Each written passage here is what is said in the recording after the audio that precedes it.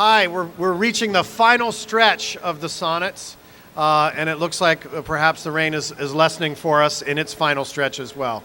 It's going to clear up and be a beautiful sunny day right as we hit number 154, I'm sure.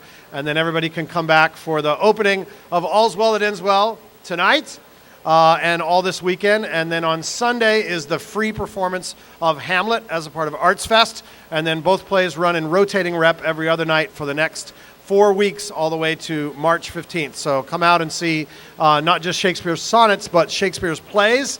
If you're wondering whether Hamlet is good or not, the Wall Street Journal says that it is in their review, which came out this morning. So please read that and come join us for Hamlet and All's Well That Ends Well. I'm Jim Helsinger, the artistic director at Orlando Shakespeare Theater, in partnership with UCF. And where we are right now in the sonnets is leaving the fair young man that Shakespeare wrote to for so long. And we begin the Dark Lady series of the sonnets. At this point, he falls in love with the poet, falls in love with a brunette mistress, and in contrast to the fair youth sonnets, they are rather explicit and sometimes very bawdy in sexual nature.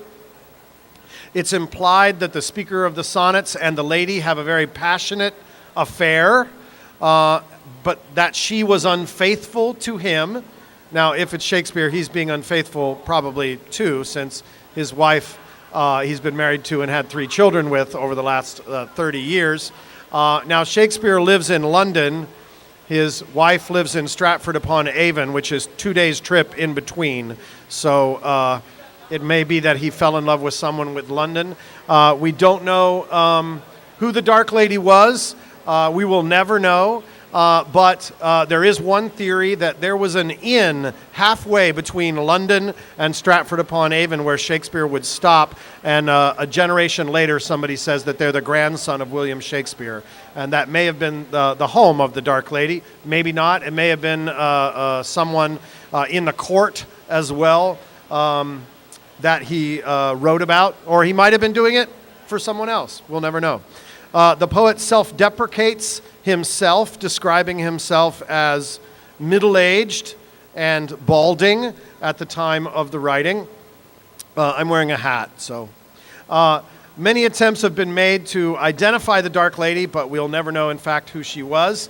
Scholars suggest that the darkness of the lady is not necessarily literal, but represents the dark forces of physical lust, as opposed to the ideal platonic love that he had for the fair youth. So here come the Dark Lady sonnets.